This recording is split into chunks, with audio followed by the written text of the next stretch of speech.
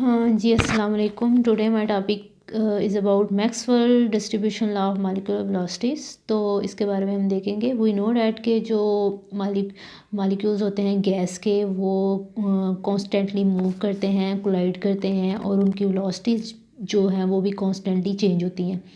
तो वो वेलोसिटीज़ जो होती हैं, हम कभी भी एक इंडिविजुअल गैस के मॉलिक्यूल्स की जो वेलोसिटी है हम उसको कैलकुलेट नहीं कर सकते, क्योंकि हर टाइम कोलिजन हो रही होती है और हर टाइम जो वेलोसिटीज़ होती हैं वो चेंज हो रही होती हैं।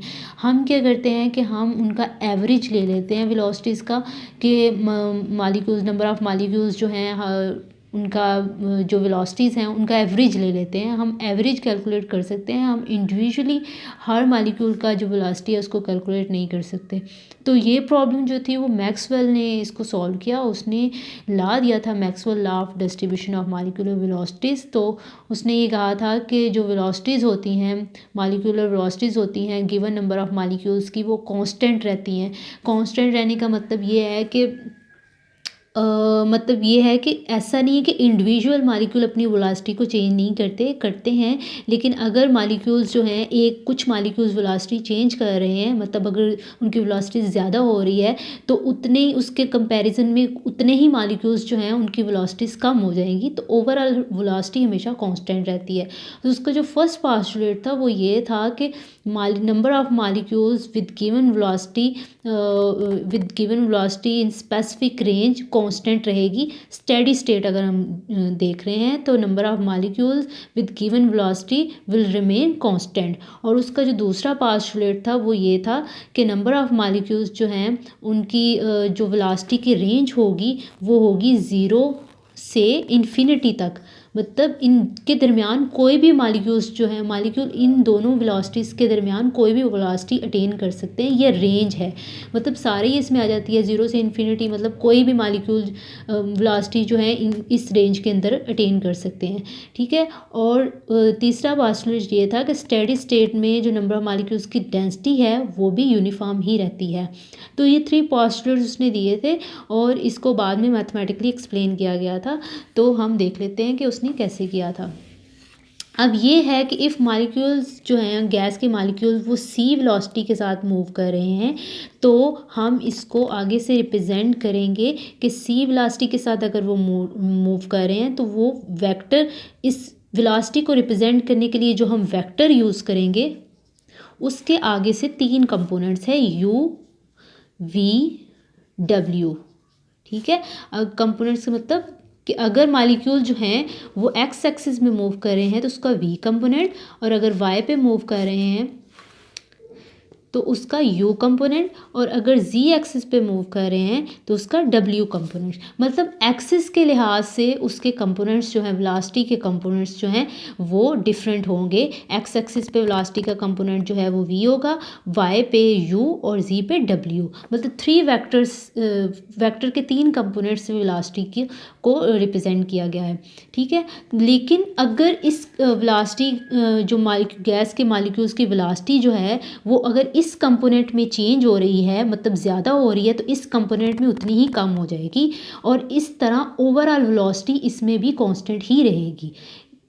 इनके नंबर ऑफ़ मॉलिक्यूल्स कहने का मतलब ये है, इसका फार्मूले से मैं आपको ये बताती हूँ जो भी मैंने बात की है, वो ये है कि सी अगर वेलोसिटी है तो C square will be equal to U square plus V square plus W square.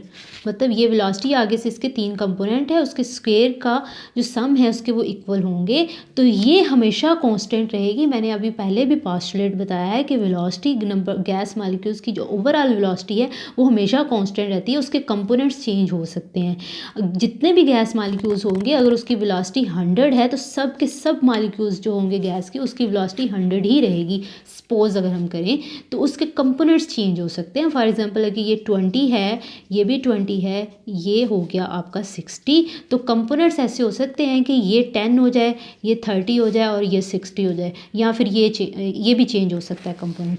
तो ओवरऑल इसको भी प्लस करने से 100 ही आएगा। ओवरऑल वेलोसिटी जो है वो हमेशा 100 ही रहेगी। Overall velocity number of molecules की हमेशा कांस्टेंट रहती है। उसके कंपोनेंट्स जो होते हैं वो उसमें उनकी वेलोसिटी चेंज हो सकती है। कंपोनेंट्स का कहने का मतलब ये है कि अगर उन मॉलिक्यूल्स मालिक्यूल्स की गैस के मालिक्यूल्स की वेलोसिटी अगर वाई डायरेक्शन पे 20 है तो वी डायरेक्शन पे 20 होगी और जी डायरेक्शन पे 60 हो सकती है। और कोई और मतलब उसी गैस के कुछ दूसरे मालिक्यूल्स हैं तो उसकी हो सकता है यू डायरेक्शन, यू कंपोनेंट का मतलब है कि वाई डायरेक्शन, तो वाई डायरेक्शन में 10 हो मे बी उसकी वेलोसिटी, और जी डायरेक्शन पे मे बी उसकी 60 हो, और एक्स डायरेक्शन पे उसकी 30 हो।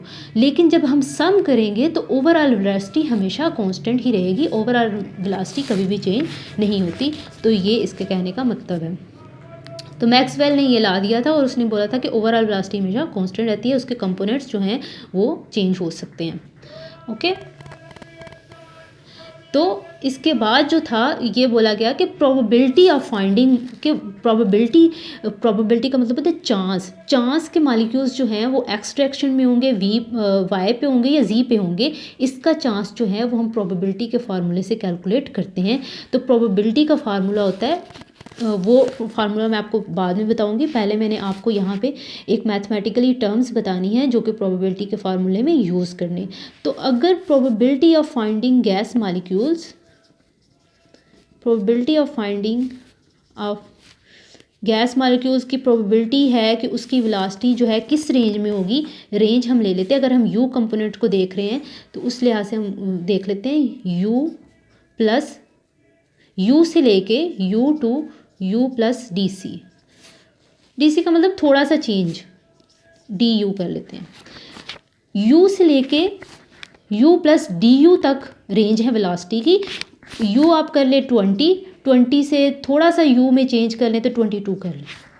ये मैथमेटिकल टर्म्स होते हैं। 20 अगर मीटर पर सेकंड वेलोसिटी है तो 20 से 22 तक जो चेंज होगा प्रोबेबिलिटी होगी गैस मॉलिक्यूल्स की, क्योंकि उसकी वेलोसिटी जो है 20 से 22 तक होगी। तो इसको सिर्फ यू कंपोनेंट ही डिसाइड करेगा। यू कंपोनेंट के लिहाज से ही जो चेंजेस होंगी वो होंगी, वी या डब्ल्यू के लिहाज से नहीं होंगी। और अभी जो मैंने ये लाइन बोली है अगर उसको मैथमेटिकली लिखना हो कि मतलब जो भी चेंज होगा यू से यू प्लस डी यू के दरमियान जो भी चेंज होगा वो यू के लिहाज से होगा, तो इस चीज़ को मैथमेटिकली कैसे लिखेंगे, is function of U D you. मतलब डी यू का मतलब है कि यू कंपोनेंट में जितना भी चेंज हो रहा है वो यू के लिहाज से ही हो रहा है, यू का फंक्शन है। जिस चीज़ के लिहाज से हो रहा हो वो उसका फंक्शन होता है। मैथ में इसको फंक्शन बोलते हैं, जिस भी लिहाज से चेंज हो रहा हो। तो यू कंपोनेंट का जो चेंज है, डी यू का मतलब होता है, डी का मतलब होता है चेंज, यू कंपोनेंट का जो चेंज है, जो भी चेंज है, मतलब यहाँ पे 20 से 22 तक जाए तो कितना चेंज है, 2 मीटर पर सेकंड का चेंज है। तो जो भी चेंज होगा वो यू कंपोनेंट के लिहाज से होगा। यू कंपोनेंट मतलब उसी डायरेक्शन के लिहाज से होगा। यू वी डब्ल्यू कंपोनेंट हमने X V Y Z direction के लिहाज से डिवाइड किए थे। तो जो भी चेंज होगा वो एक्स डायरेक्शन के लिहाज से ही होगा, एक्स पोजिशन के लिहाज से ही होगा, किसी वी या डब्ल्यू के लिहाज से नहीं होगा। और उसको मैथमेटिकली हम एफ यू डी यू बोलते हैं। तो प्रोबेबिलिटी में ये तीनों आएंगे, एफ वी भी आएगा, एफ डब्ल्यू भी आएगा, और ये तीनों फंक्शंस आएंगे प्रोबेबिलिटी के फार्मूले में। तो ये आपने याद रखना है। तो अब हम प्रोबेबिलिटी का फार्मूला लिख लेते हैं। प्रोबेबिलिटी का फार्मूला होगा W you V W. Probability कि गैस का मॉलिक्यूल्स यू कंपोनेंट में होगा, वी में होगा, डब्ल्यू में होगा। कोई प्रोबेबिलिटी का मतलब तो चांस, वो कहीं पे भी हो सकता है, वो एक्स वाई जी डायरेक्शन कहीं भी हो सकता है। मैं एक्स वाई जी डायरेक्शन भी बोल रही हूँ और यू वी डब्ल्यू कंपोनेंट्स भी बोल रही हूँ, ये दोनों एक ही चीज़ है। मैंने अभी आपको बताया कि कुछ कंपोनेंट एक्स के लिहाज से, कुछ वाई के लिहाज से, कुछ जी के लिहाज से। तो probability of finding gas molecules you V W, किसी भी कंपोनेंट में प्रोबेबिलिटी जो फाइंड हम कैसे करेंगे, किस फार्मूले से, अभी जो मैंने फंक्शन बताया था वो हम तीनों के फंक्शन यहाँ पे लिख देंगे। F U, F V, F W, D U, D V, D W. ठीक है, तो ये ऐसे फार्मूला लिख देंगे। ये फार्मूला हम बाद में भी यूज़ करेंगे। ठीक है, तो ये प्रोबेबिलिटी का फार्मूला होगा आपका। तो अभी जो हमने करना है, मैंने अभी आपको बोला कि जो भी इसमें u, v और w में जो भी चेंज होगा, ओवरऑल वेलोसिटी जो है वो हमेशा कांस्टेंट रहेगी। तो अब हम उसको मैथमेटिकली कर लेते हैं। यहाँ पे हम जो डिफरेंशिएशन यूज़ करेंगे, डिफरेंशिएशन या डेरिवेटिव दोनों चेंज को रिप्रेजेंट करते हैं। ये वाला जो साइन है या ये वाला चेंज, ये दोनों चेंज को रिप्रेजेंट करते हैं। लेकिन जब हम थोड़ा चेंज देखना चाह रहे होते हैं तो हम ये वाला साइन यूज़ करते हैं। जब हम टोटल चेंज देखना चाह रहे हो तो हम डेरिवेटिव ये वाला यूज़ करते हैं। तो अभी जो भी चेंज होगा, मतलब थोड़ा होगा, इसीलिए ये कांस्टेंट होगा ना। इतना ज़्यादा चेंज तो u, v, w में होगा नहीं, थोड़ा थोड़ा चेंज होगा। तो इसके बाद जो c होगा वो कांस्टेंट रहेगा। तो अगर हम यहाँ पे ये वाली जो आपकी इक्वेशन है, इसका हम पार्शियल डेरिवेटिव लेंगे। तो पार्शियल डेरिवेटिव कैसे आएगा, ये वाला साइन हम यूज़ करेंगे, c²। सारी इक्वेशन जो अंदर है उसका हम पार्शियल डेरिवेटिव ले लेंगे। तो डेरिवेटिव का फार्मूला सबको पता है कैसे होता है, कि डेरिवेटिव किस तरह से सॉल्व होता है। जो पावर होती है वो पहले आ जाती है, फिर वो खुद आता है और फिर उसका डेरिवेटिव किस तरह से होता है, 2c और फिर उसका डेरिवेटिव 2u फिर u का डेरिवेटिव 2v और फिर v का डेरिवेटिव 2w और फिर w का डेरिवेटिव। ये ऐसे ही फार्मूला होता है, इसको ऐसे ही सॉल्व करते हैं। अब मैंने अभी बोला आपको, जो डेरिवेटिव है इसका मतलब होता है change of c। Change of c हमेशा कांस्टेंट होता है, ज़ीरो होता है, वो कभी भी चेंज नहीं होता। ठीक है, तो इसको हम कर देंगे ज़ीरो के इक्वल, और बाकी हम इक्वेशन अभी सॉल्व करेंगे।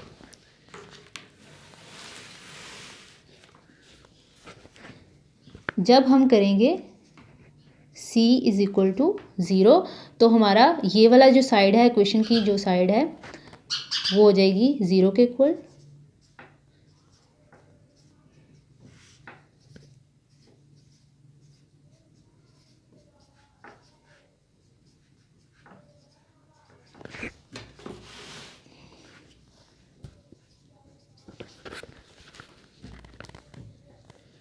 ज़ीरो मल्टीप्लाई 2c से मल्टीप्लाई होके 0 ही हो जाएगा, पीछे रह जाएगा 2u पार्शियल डेरिवेटिव u, मतलब सारी इक्वेशन दोबारा वही की वही।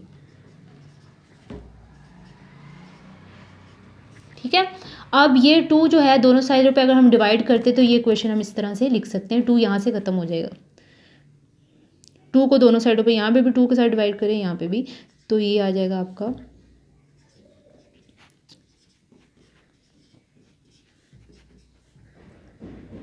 सॉरी यहाँ पे 2 नहीं आएगा, क्योंकि 2 हम अगर कॉमन ले लेंगे, ठीक है, तो 2 हम कॉमन लेंगे और उसके बाद पहले हम कॉमन लेंगे 2 को और फिर दोनों साइडों पे हम डिवाइड कर देंगे, 2 ख़त्म हो जाएगा। अब ये इक्वेशन जो है इस तरह से मॉडिफाई हो जाएगी। तो अब हम क्या करेंगे, इस इक्वेशन को x के साथ, x वेरिएबल के साथ डिवाइड कर देंगे। xu पार्शियल डेरिवेटिव u 2 दोबारा बार बार लगा रही हूँ, xv partial derivative v, xw partial derivative w। तो ये इक्वेशन जो है वो याद रखनी है, इस इक्वेशन को हमने बाद में यूज़ करना है। ओके, अब एक और मैथमेटिकली टर्म्स जो है वो मैं बताना चाह रही हूँ आपको। अभी मैंने बोला कि नंबर ऑफ़ मॉलिक्यूल्स, मैं यहाँ पे वो टर्म लिख देती हूँ। हम जो है वो कुछ चीज़ें ऐसे ही बोलते हैं और उसको फिर हम मैथमेटिकली लिखते हैं, जैसे नंबर ऑफ़ मॉलिक्यूल्स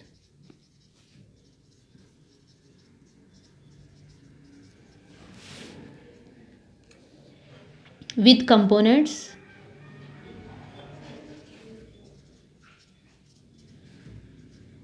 यहाँ पे कौन से हैं, u, v, w in given velocity range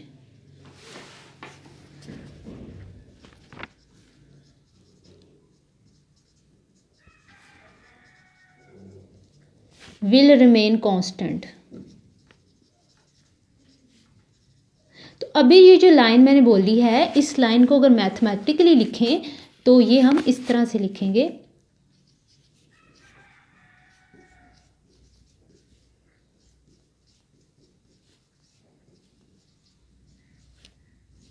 zero, मतलब चेंज ये कांस्टेंट होगा। कांस्टेंट का मतलब होता है कोई चेंज ना होना। तो कंपोनेंट्स कौन से हैं? यू वी डब्ल्यू कंपोनेंट्स हैं। तो नंबर ऑफ मॉलिक्यूल्स जिनके कंपोनेंट्स यू वी डब्ल्यू हैं इन गिवन वेलोसिटी रेंज, वो हमेशा कांस्टेंट रहेंगे। कांस्टेंट रहने का मतलब उनका चेंज जो होगा, पार्शियल डेरिवेटिव जो होगा उनका ज़ीरो होगा। ठीक है, तो ये देखें, ये हमने एक लाइन बोली है और उसको हमने मैथमेटिकली यहाँ पे लिखा है। तो हर मैथमेटिकल एक्सप्रेशन का अपना मतलब होता है और इसका ये मतलब है। ओके, तो अब हम क्या करेंगे, इस इक्वेशन को, इसको हम अब फर्दर सॉल्व करेंगे।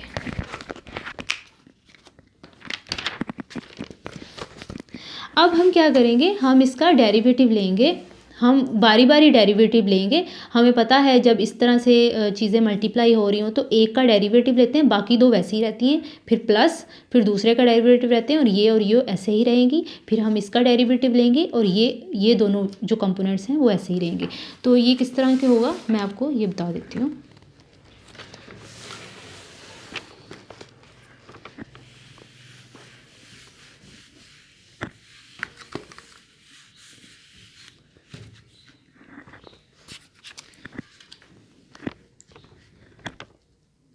तो इसको अब हम सॉल्व करने लगे हैं।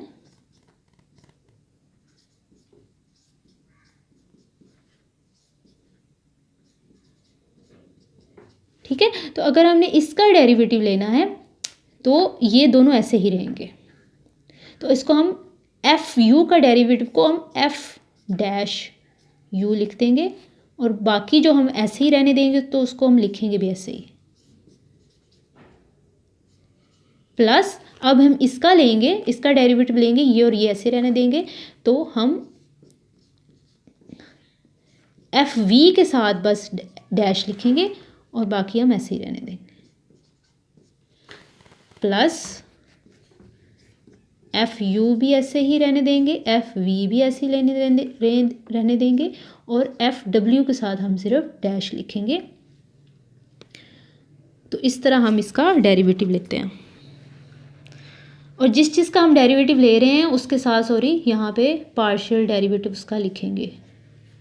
जिस चीज़ का ले रहे हैं, यहाँ हम u का ले रहे हैं तो पार्शियल डेरिवेटिव u का, यहाँ हम v का ले रहे हैं तो पार्शियल डेरिवेटिव v का, यहाँ हम w को ले रहे हैं तो पार्शियल डेरिवेटिव w का इज इक्वल टू ज़ीरो। तो ये रूल होता है मैथ में। हम अगर तीन चीज़ें मल्टीप्लाई हो रही हो और उसका डेरिवेटिव लेना हो तो हम इसको इस तरह ही करते हैं। जिसका डेरिवेटिव ले रहे हैं सिर्फ उसी का साथ में चेंज लिखेंगे। मतलब ये दोनों कांस्टेंट है, अब सिर्फ चेंज किस लिहाज से हो रहा है, यू के लिहाज से हो रहा है, तो यू का ही डेरिवेटिव हम यहाँ पे लिखेंगे। Partial derivative U, partial derivative V, partial derivative W. Okay, तो अब ये जो चीज़ है मैंने बोला ये एफ डैश यू जो है एफ यू का डेरिवेटिव है। इन अदर वर्ड्स अगर हम मैथमेटिकली लिखें कि एफ का अगर हम डेरिवेटिव लेना चाहें तो ये कैसे लिखेंगे हम, डेरिवेटिव का साइन कैसे होता है, डी ओवर डी एक्स, ऐसे लिखते हैं ना हमने। तो अगर हमने इसका डेरिवेटिव लेना है तो ये हमें इधर लिख देना है, एक्स की जगह यहाँ बस यू लिख देंगे। जिस लिहाज से होता है वही हम लिखते हैं। तो हम क्या करेंगे, जिसका भी हमने डेरिवेटिव लेना हो उसके साथ हम ये साइन पूरा लगा देते हैं। अगर यहाँ हमने किसका डेरिवेटिव लेना है, एफ यू का लेना है। ठीक है, तो ये चीज़ हमने is equal to F dash U. तो अब ये चीज़ लिखने के बजाय हमने डायरेक्ट यही लिख दिया है। ठीक है, लेकिन ये वैल्यू बाद में यूज़ होगी इसलिए मैंने आपको बताई है। ये इसकी वैल्यू है, ये यूज़ होगी। मैं इसको साइड पे लिख देती हूँ, इधर करके लिख देती हूँ ताकि हम बाद में इसको यूज़ कर लें।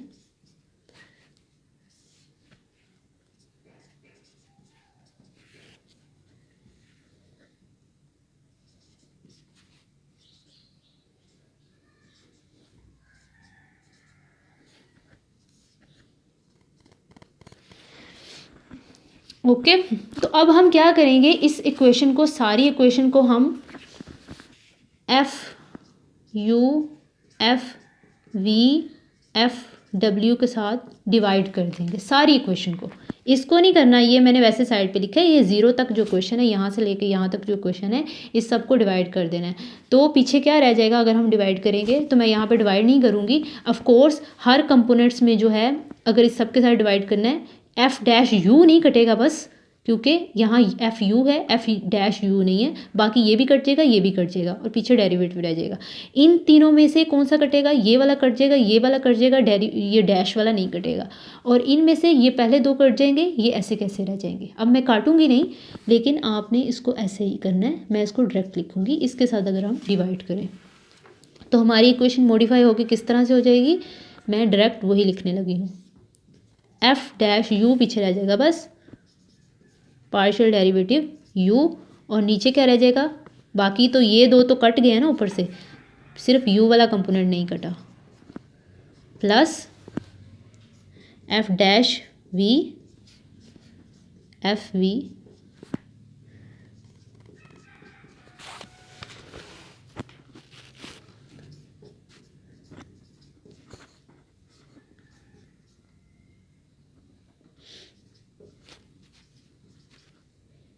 Equal to 0। तो ये इक्वेशन हमारी इस तरह से मॉडिफाई हो गई है।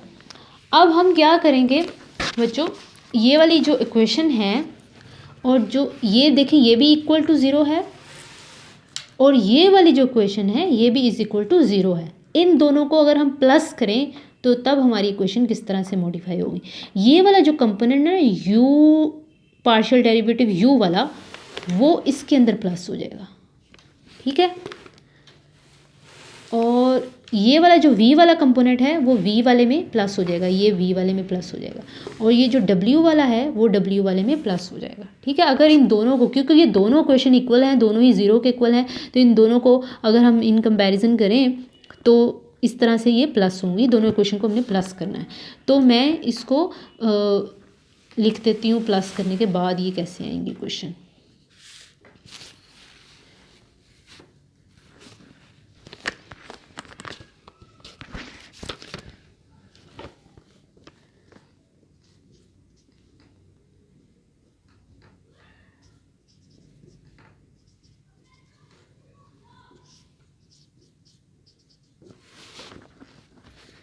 Plus x U D you, ठीक है। वो वाला इक्वेशन जो है उसका फर्स्ट पार्ट प्लस हो गया, अब दूसरे के अंदर प्लस हो जाएगा,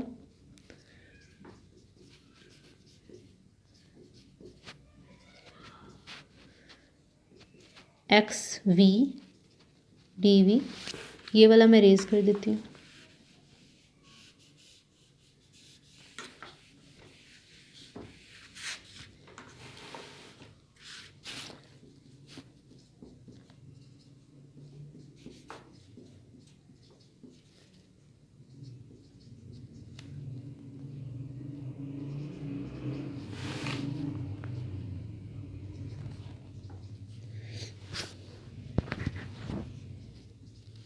ठीक है, तो ये दोनों इक्वेशन हमने क्या कर दी? प्लस कर दी है।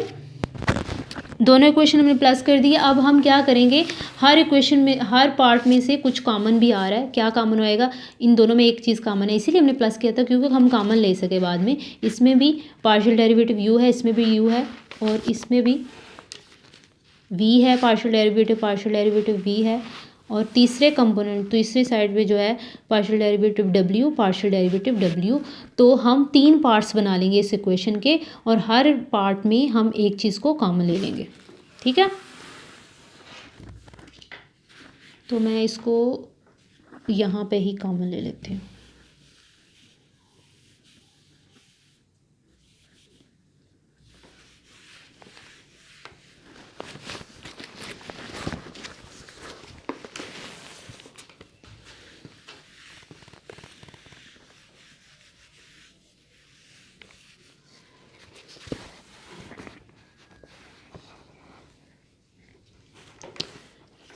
तो हम कॉमन लेके हम इसको किस तरह से लिखेंगे?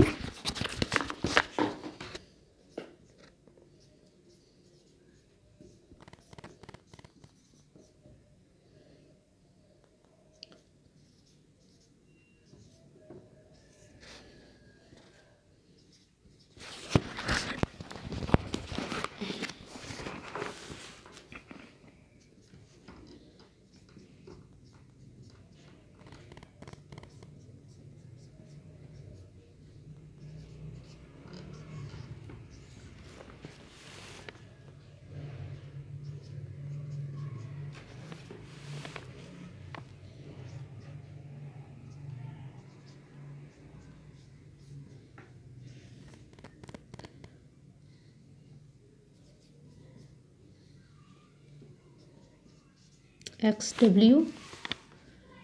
तो जो नीचे क्वेश्चन है मैंने उसका कुछ नहीं किया, बस मैंने उसका कॉमन ले लिया है। ये वाली जो क्वेश्चन थी नीचे जो मैंने अभी क्वेश्चन लिखी है, ठीक है, इससे क्वेश्चन को मैंने कर क्या किया, इसमें से हर पार्ट में से मैंने, अगर मैं यही पार्ट आपको दिखाऊं, अगर आपको नज़र आ रहा हो, इस पार्ट में से मैंने क्या किया, बस ये वाला जो है पार्शियल डेरिवेटिव u मैंने यहाँ पे कॉमन ले लिया, बाकी क्वेश्चन वैसी की वैसी है।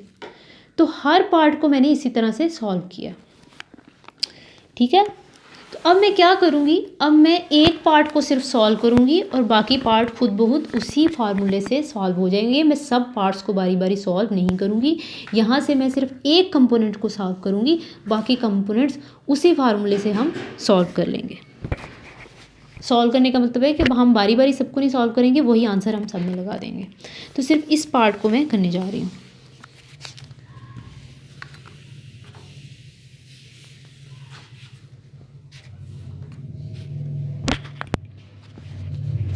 तो मैंने अभी आपको बताया था कि ये इसका क्या मतलब है, इसका मतलब है कि f डॉट u का मतलब है कि हमने, पीछे मैंने ये फार्मूला लिखा भी था कि हमने डेरिवेटिव लिया है u के लिहाज से इसका, f फंक्शन का, ठीक है।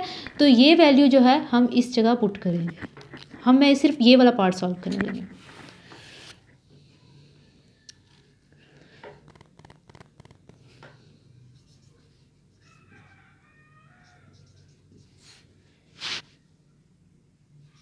डी यू एफ यू मैं थोड़ा बाहर करके लिख लेती हूँ, ये ऐसे करके लिख लेती हूँ। तो ये इसकी जगह मैंने ये वैल्यू इसकी पुट की है, कुछ भी नहीं किया मैंने, सिर्फ ये वाला पार्ट मैं सॉल्व करने लगी उसका, इज इक्वल टू 0। तो अगर इसको फिर मैं क्या करूँगी, इसको माइनस है इधर जाके, यहाँ प्लस है उधर जाके माइनस हो जाएगा। इसको अगर मैं फर्दर सॉल्व करूँ,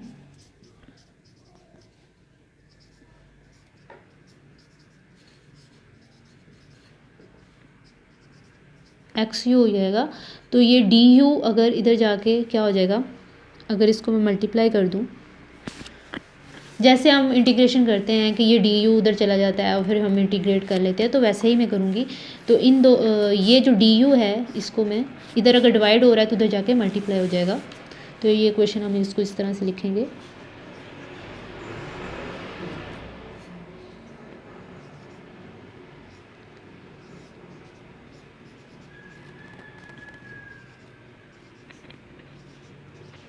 कुछ भी नहीं हुआ, मैंने क्या किया है, मैंने सिर्फ ये जो क्वेश्चन में ये जो डी यू है इधर जाके मल्टीप्लाई कर दिया, बाकी सारी इक्वेशन वैसी की वैसी ही है, ठीक है। तो अब मैं क्या करूँगी, इंटीग्रेशन ले लूँगी दोनों साइडों पे। ये कांस्टेंट है एक्स, इसकी इंटीग्रेशन हम नहीं ले सकते, यू की हम लूँगी। तो हमें पता है कि अगर कोई चीज़ हो, फंक्शन नीचे हो और उसका डेरिवेटिव ऊपर हो और उसकी इंटीग्रेशन हम लें, फंक्शन खुद हो एफ यू और उसका डेरिवेटिव सेम हो वैसे ही ऊपर हो, तो हम उसको सॉल्व करके लिखते हैं log of nature F you, ये रूल है माइनस एक्स। तो इसको सॉल्व करने का क्या मेथड है कि जो इसके ऊपर पावर होती है, फॉर एग्जांपल अगर इस पर कोई पावर नहीं, दिस मीन इसके ऊपर 1 पावर है, तो +1 ऊपर भी हो जाएगा। मतलब इसको सॉल्व कैसे करते हैं हम,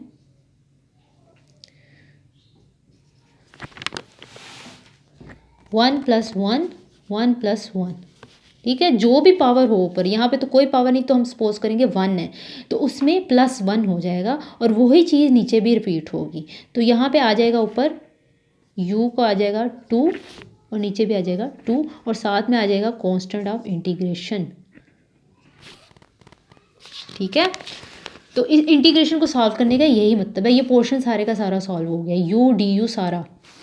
इसको पोर्शन को ऐसे ही सॉल्व करते हैं कि अगर उस पर कोई पावर ना हो, तो अगर यहाँ पे 2 होती तो 2 + 1 हो जाता और नीचे भी 2 + 1 हो जाता, लेकिन यहाँ पे कोई पावर नहीं तो 1 + 1 होगा और साथ में प्लस कांस्टेंट ऑफ इंटीग्रेशन आता है। तो ये पोर्शन जो है ये इसी तरह से सॉल्व होता है, ठीक है। तो अब हम क्या करेंगे, ये प्लस है तो इधर जाके माइनस हो जाएगा, minus log of natural. And we know that कि जो माइनस होता है दो लॉग ऑफ नेचुरल के दरमियान, उसको हम इस तरह से लिख सकते हैं, ठीक है, इसको हम इस तरह से लिख सकते हैं। और अगर हम लॉग ऑफ नेचुरल को ख़त्म करना चाहें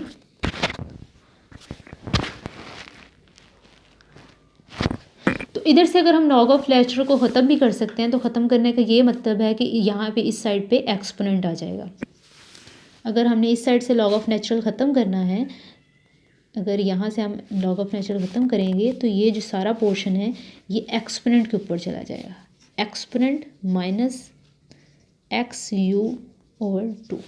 तो ये तरीका है लॉग ऑफ नेचुरल ख़त्म करने का। या तो फिर उसको जैसे है था वैसे रहने दें, या फिर इस फॉर्म में भी आप चेंज कर सकते हैं। तो फाइनल आएगा इसका एफ यू की हम वैल्यू निकाल रहे थे यहाँ पे, इसी तरह एफ वी डब्ल्यू की भी ये जो वैल्यू आएगी वही हम एफ वी और डब्ल्यू में भी लगाएंगे, थोड़ी सी चेंजेस करके। बस वहाँ पे यू की जगह वी आ जाएगा और यू वी डब्ल्यू, मतलब ये वाला कंपोनेंट बस चेंज होगा, बाकी फंक्शंस में भी बाकी ये सारी वैल्यू ऐसे ही रहेगी। तो एफ यू की वैल्यू होगी, ए जो है इधर चला जाएगा, ए एक्सपोनेंट माइनस एक्स यू का स्क्वायर ओवर 2। तो ये हमारी फंक्शन की वैल्यू हमारे पास आ चुकी है। जो इतना ये स्यापा हुआ था वो फंक्शन की वैल्यू निकालने के लिए हुआ था। जो मैंने सबसे पहले आपको प्रोबेबिलिटी का फार्मूला लिख के दिखाया था, वो अभी भी मैं लिख देती हूँ। उसमें 3 फंक्शन थे, एफ यू वी डब्ल्यू, और हम असल में प्रोबेबिलिटी ही फाइंड करना चाह रहे हैं और ये सब हमने उसी के लिए किया है। तो हम प्रोबेबिलिटी के फार्मूले में फंक्शंस की वैल्यू लिख देंगे अभी। यू वी की कैसे लिखेंगे, यहाँ पे वी लिख देंगे, यहाँ पे भी वी स्क्वायर कर देंगे। और डब्ल्यू की लिखना हो तो क्या करेंगे, यहाँ पे डब्ल्यू कर देंगे और यहाँ पे भी डब्ल्यू स्क्वायर कर देंगे। तो तीनों फंक्शंस की वैल्यू सिर्फ एक को सॉल्व करने से हमारी आ गई है। तो हम फंक्शंस की वैल्यू लिख लेते हैं प्रोबेबिलिटी के फार्मूला में।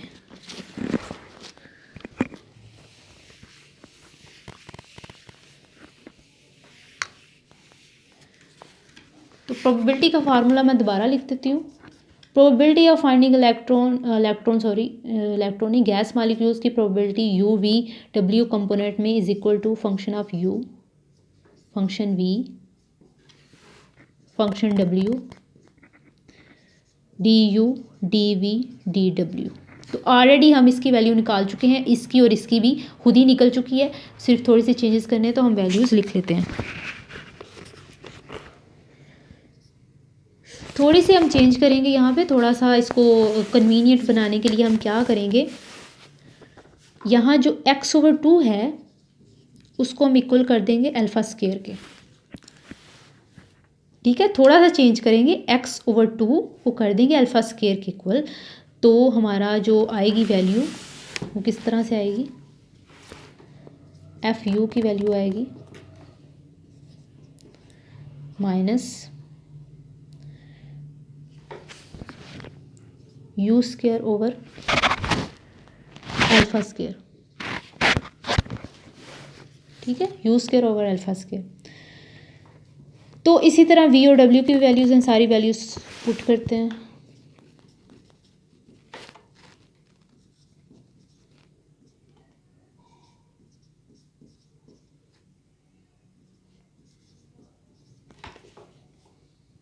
We square over alpha square,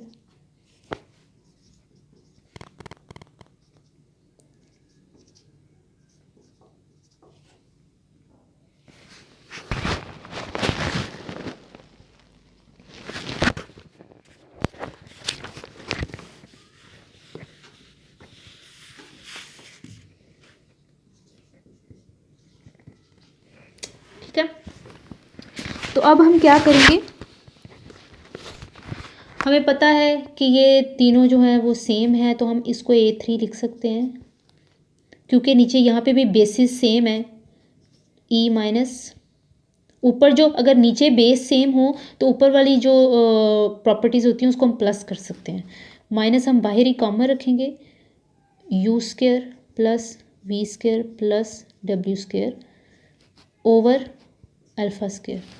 इन तीनों को हमने मल्टीप्लाई कर दिया आपस में, पावर्स जो ऊपर पावर्स हैं, ठीक है, माइनस बाहर रखा है, ऊपर प्लस कर दिया, नीचे बेस सेम है इसलिए हमने ये फार्मूला अप्लाई कर सकते हैं।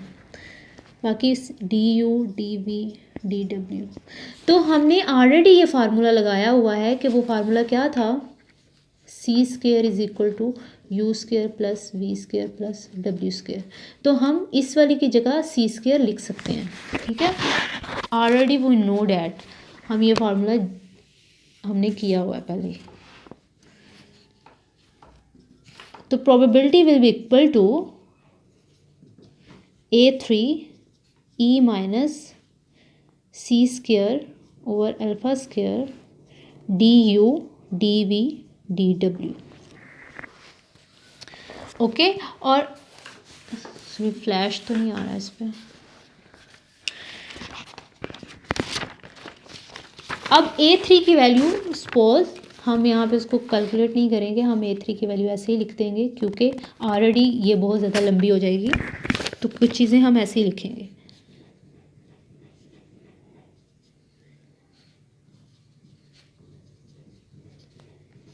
सपोज अल्फ़ा A3 की वैल्यू जो है वो ये है 1/α3 पाई 3/2। तो ये वैल्यू अगर हम यहाँ पे पुट करें तो इक्वेशन किस तरह से होगी,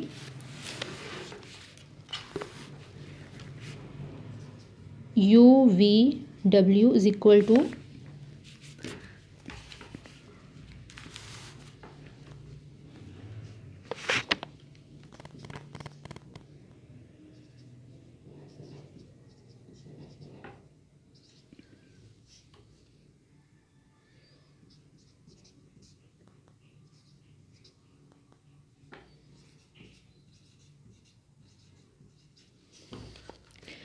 अब इस इक्वेशन को हम पोलर कोऑर्डिनेट्स के लिहाज से चेंज कर सकते हैं। तीन पोलर कोऑर्डिनेट्स लगाएंगे। ये किस लिहाज से थी, एक्स वाई जी के लिहाज से थी। ये कंपोनेंट एक्स वाई जी के लिहाज से हैं यू वी डब्ल्यू, लेकिन पोलर कोऑर्डिनेट्स के लिहाज से भी हम इसको चेंज कर सकते हैं। पोलर कोऑर्डिनेट्स तीन हम यहाँ पे लगाएंगे, C square D C sine theta D theta और फाई डी फाई।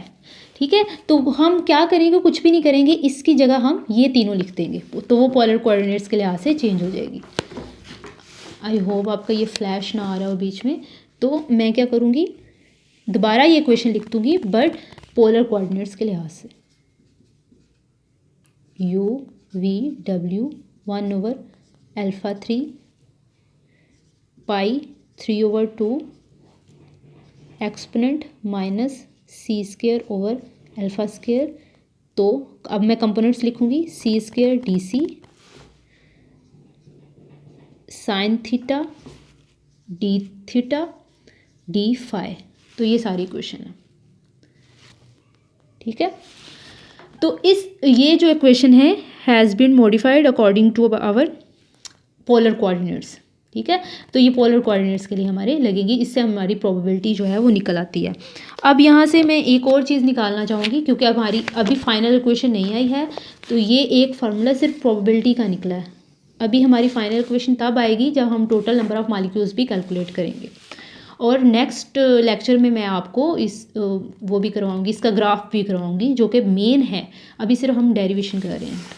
ओके, तो अब हम इसी फार्मूले को चेंज करेंगे पर टोटल नंबर ऑफ मॉलिक्यूल्स भी हम यहाँ निकालेंगे।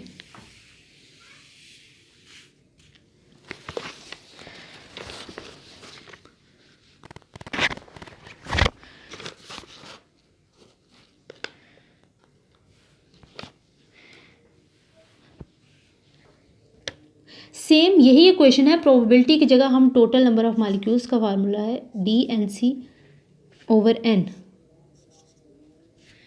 NC का मतलब है number of molecules having velocity c, और उसमें जो चेंज आ रहा है number of molecules having velocity c का change over total number of molecules. ठीक है, इज इक्वल टू जो हमने अभी अभी फार्मूला निकाला है α3 पाई 3/2 E minus C square over alpha square सी स्क्वेयर डी सी। उसको हम साइन थीटा और डी फाई का हम इंटीग्रेशन यहाँ पे लेंगे, क्योंकि इससे ही टोटल नंबर ऑफ मॉलिक्यूल्स हम कैलकुलेट कर सकते हैं। सिर्फ इतना सा फ़र्क हमने करना है। तो साइन थीटा का हम इंटीग्रेशन लेंगे 0 से फाई तक, साइन थीटा डी थीटा, और हम जो डी फाई है उसका हम लेंगे 0 से 2 पाई तक।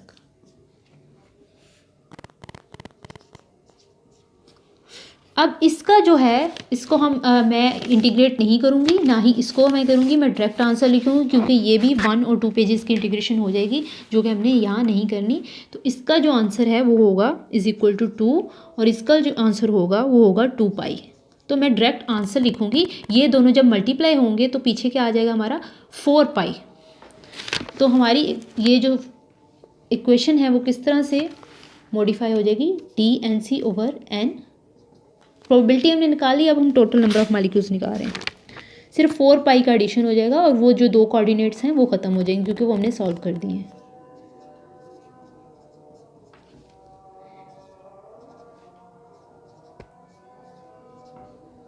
सी स्क्वायर डी सी।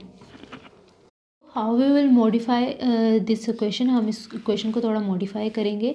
तो इसमें हम क्या करेंगे कि अल्फ़ा स्क्वायर की अगर वैल्यू सपोज की जाए कि अल्फ़ा स्क्वायर की वैल्यू कैसे आएगी, इस वाले पोर्शन को इंटीग्रेट करने के बाद आएगी। इसको हम नहीं करेंगे, हम डायरेक्ट इसकी वैल्यू जो है वो लिखेंगे, क्योंकि ये काफ़ी लंबा प्रोसेस है। तो alpha square will be equal to 2 C square bar over 3 के इक्वल होगा। तो हमारे पास एक और फार्मूला है जिससे हम सी स्क्वायर बार की वैल्यू निकाल सकते हैं, वो है PV 1/3 MN सी स्क्वायर बार। ठीक है, ये काइनेटिक मॉलिक्यूलर थ्योरी का फार्मूला है जो हम पढ़ते रहते हैं। तो यहाँ से सी स्क्वायर बार अगर हमने निकालना है तो 3 इधर चला जाएगा, 3 PV ऊपर चला जाएगा और नीचे आ जाएगा MN। और वी ऑलरेडी नो डैट कि हमारा जो PV होता है वो किसके इक्वल होता है, RT के इक्वल होता है। ठीक है, तो इसकी जगह हम ये वैल्यू पुट करेंगे, PV की जगह RT, 3 RT ओवर MN। तो हमें ये भी पता है कि जो R/N होता है वो बोल्ट्जमैन कांस्टेंट के इक्वल होता है। तो R/N की जगह हम बोल्ट्जमैन कांस्टेंट की वैल्यू पुट करेंगे।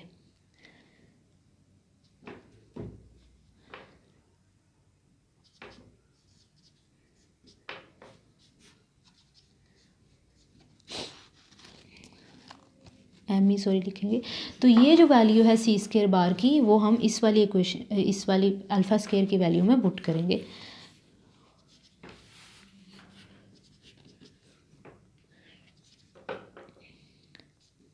थ्री KT, ये वैल्यू हमने उधर पुट की।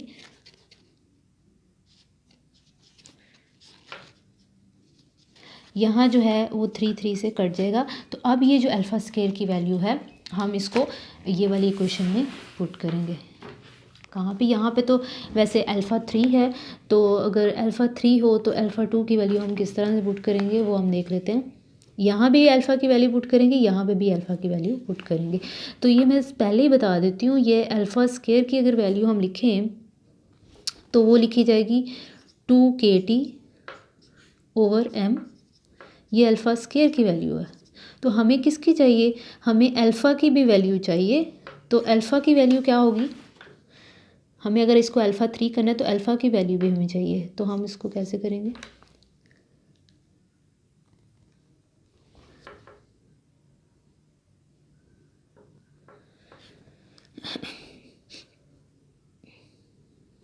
हाँ इसको हम इस तरह से करेंगे।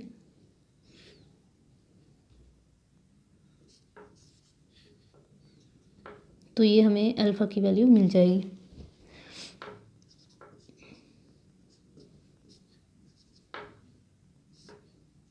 ठीक है, और अब अल्फ़ा की वैल्यू को हम मल्टीप्लाई करेंगे अगर अल्फ़ा स्क्वायर की वैल्यू से। अल्फ़ा स्क्वायर की वैल्यू हमने यहाँ पे निकाली हुई है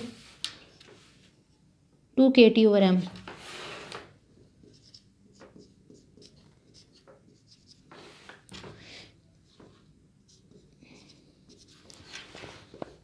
ठीक है, तो ये अल्फ़ा 3 हो जाएगा, और ये आएगा, इन दोनों को सॉल्व जब हम करेंगे LCM वाला और ये बगैर LCM वाला, तो ये हमारी वैल्यू इस तरह से आएगी 2KT ओवर M 3/2। 3/2 कैसे होगा, ये 1 है और ये इसको हम एलसीएम भी कह सकते हैं और इसको हम हाफ भी कह सकते हैं। तो इनको सॉल्व करें तो हमारा क्या वैल्यू आती है, 3/2 ही आती है। इसकी वैल्यू 1 है, इसकी हाफ है, ठीक है। तो इनको सॉल्व करें तो 3/2 ही हमारा आता है। तो हमारी अल्फ़ा 3 की वैल्यू क्या होगी, 2kT/m 3/2। तो ये वैल्यू अगर हमने अल्फ़ा 2 की वैल्यू को यूज़ करके करनी है इस जगह, तो ये वैल्यू हम पुट करेंगे अल्फ़ा 3 की जगह। तो मैं इसको रेज़ कर देती हूँ। अल्फ़ा 3 की वैल्यू क्या हमने निकाली अभी, 2kT/m 3/2। ओके, तो इसको हम अल्फ़ा 3 की वैल्यू तो पुट करेंगे। सबसे पहले हमने ये वाला पोर्शन भी इसका सॉल्व करना है, पाई 3/2 वाला पोर्शन, ये वाला पाई और ये पाई 3/2 वाला पोर्शन। तो ये कैसे सॉल्व होगा, ये वाला पाई नीचे आ जाएगा, इसकी पावर नीचे आके हो जाएगी -1 और ये will be equal to, LCM अगर लेंगे तो हाफ के इक्वल आएगा ये। तो इस यहाँ पे हम ये वाला पाई ख़त्म कर देंगे, ये वाला पाई भी ख़त्म कर देंगे, उसकी जगह लिखेंगे पाई हाफ। ये मैंने अभी आपको दिखाया कि ये कैसे होगा, पावर नीचे आएगी, उसका एलसीएम लेंगे तो ये इसी तरह सॉल्व होगा। तो ये हम जल्दी से लिख लेते हैं, dnc/n इज़ इक्वल टू 4 पाई नहीं हम लिखेंगे, अल्फ़ा 3 की जगह ये वाली वैल्यू हम लिखेंगे, पहले पाई हाफ लिख लेते हैं क्योंकि पाई 3/2 को सॉल्व करके आया था पाई हाफ। तो ये अब वैल्यू जो है नीचे जब हम लिखेंगे तो ये ऊपर जाके उल्ट जाएगी, 2kT/m, but don't forget to write 3/2। ठीक है, इसको मैं रेज कर देती हूँ क्योंकि हम ऑलरेडी इसको पुट कर चुके हैं, c², ठीक है, -c² और यहाँ पे अल्फ़ा स्क्वायर की वैल्यू हम पुट करेंगे। अल्फ़ा स्क्वायर की वैल्यू क्या है, 2kT/m। तो इसको भी ऐसे करेंगे, 2kT ऊपर नीचे और नीचे ऊपर m चला जाएगा, c² dc। यहाँ अल्फ़ा स्क्वायर की वैल्यू पुट करनी थी, यहाँ अल्फ़ा 3 की वैल्यू पुट करनी थी। ओके, तो अब हम क्या करेंगे, यहाँ पे भी हम मल्टीप्लाई करेंगे, 2kT हमारा ये हो गया। अब इसको फर्दर सॉल्व करेंगे, 1/n जो है dc जो है वो इधर आ जाएगा,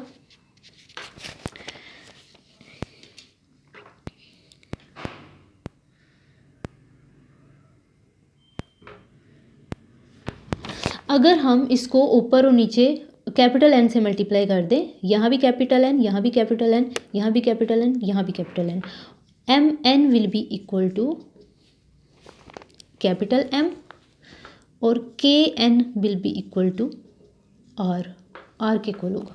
ठीक है, तो अगर हम इक्वेशन को यहाँ भी n लिखें, यहाँ भी n लिखें कैपिटल N, यहाँ भी n लिखें, यहाँ भी n लिखें, तो जहाँ जहाँ m है वहाँ वहाँ कैपिटल M आ जाएगा, जहाँ जहाँ k है उसके साथ n मल्टीप्लाई करने के बाद r आ जाएगा। तो ये सारी इक्वेशन यहाँ यहाँ यहाँ यहाँ इस इक्वेशन के लिहाज से मॉडिफाई हो जाएगी। मैं n यहाँ पे नहीं लिखूँगी क्योंकि ये स्टेप मैंने आपको बता दिया कैसे होगा, मैं डायरेक्ट m और r लिखने लगी हूँ, but I will write divide and multiply with capital N। इस इक्वेशन को करने के बाद हमारा आएगा dnc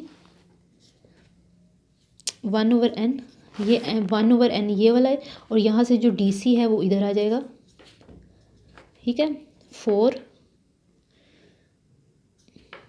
पाई हाफ, यहाँ मैं कैपिटल M लिखूँगी, m की जगह स्मॉल m की जगह 2RT, k की जगह r,